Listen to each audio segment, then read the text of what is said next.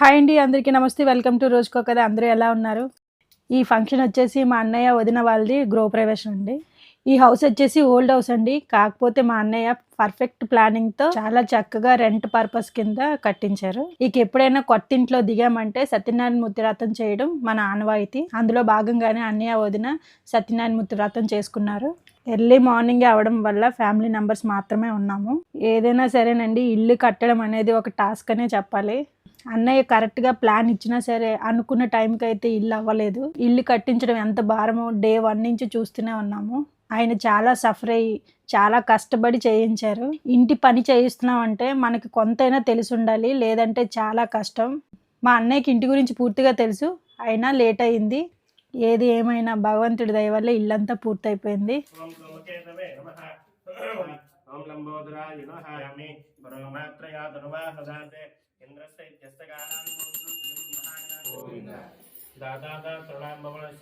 నమస్కారాన్ని సమర్పయామి.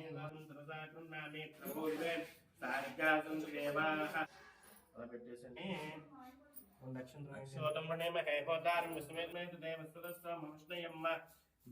అంగారక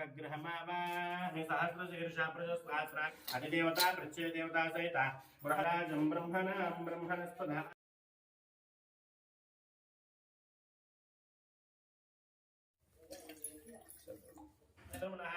అంగై సహిత శర్మావాహయామి దేశమావాహయామి రక్తాం బ్రహ్మావాహయావ స్వామ. ఇది వస్త్రాయ బృహస్పతి భాగంభ్యః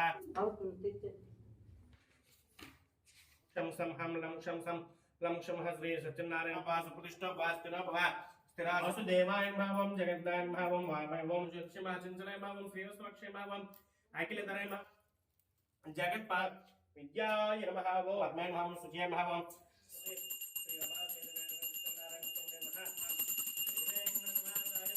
వచస తదా వడపప్ మీద నీంజలండి యమి అహం సమానాయ స్వాహ ఓం మథానాయ సుశాలయమి పునః ఆచమని సమర్పయామి. ఇక సత్యనారాయణ మూర్తి వ్రతం అయిపోయిన తర్వాత తీర్థ ప్రసాదాలు తీసుకున్నారు. పక్కన పెట్టేసుకోండి, చేయిగడి తీసుకోండి.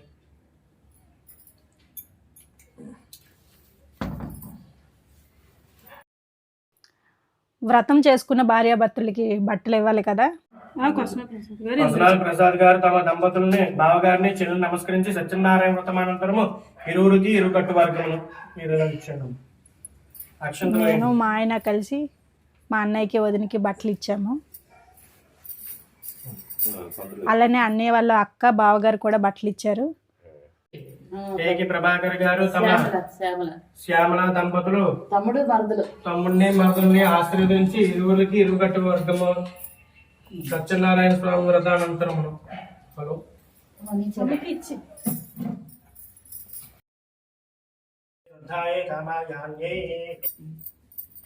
ఇక పంతులు గారు అయితే ఆడపడుచుల చేత ఆరతి ఇప్పించారు.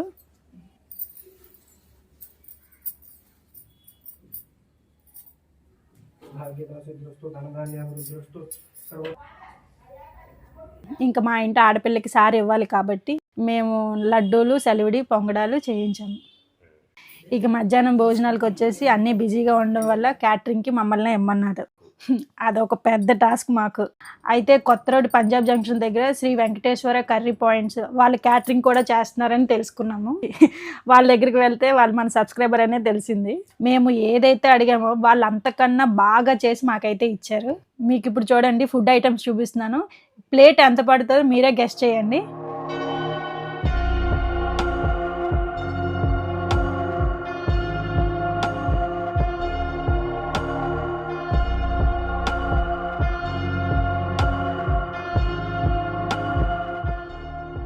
ఇంకా చెప్పాలంటే అమౌంట్ తక్కువ ప్రైస్లోనే మాకైతే ఇన్ని ఐటమ్స్ చేసి పెట్టారు.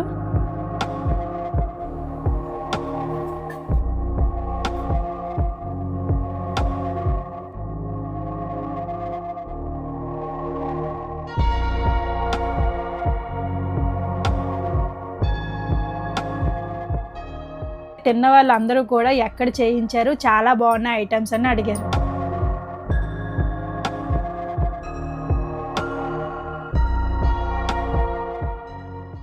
మీకు కూడా తక్కువ బడ్జెట్లో క్వాలిటీ కావాలనుకుంటే వీళ్ళని కాంటాక్ట్ అవ్వండి. వీళ్ళ నెంబర్ని కామెంట్లో పిన్ చేస్తాను. వాళ్ళ బంధువులందరూ వచ్చారు. సో సంతోషంగా హ్యాపీగా ఈ కార్యక్రమం అయితే ముగిసింది.